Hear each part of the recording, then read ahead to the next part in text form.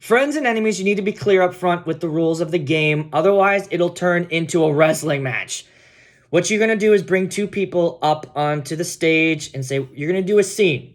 The first time you're going to do it, you're going to act like you're friends.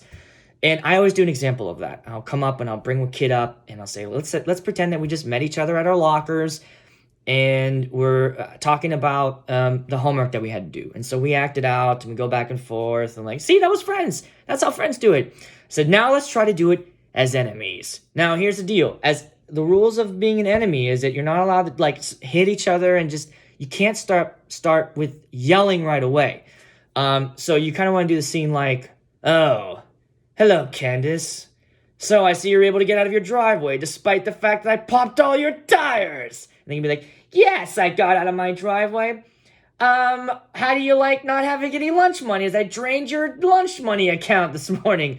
Let them go. So the idea is to be creatively talking back and forth to each other as enemies and not just yelling or screaming. And that will be your challenge, is to try to avoid it getting into a screaming match.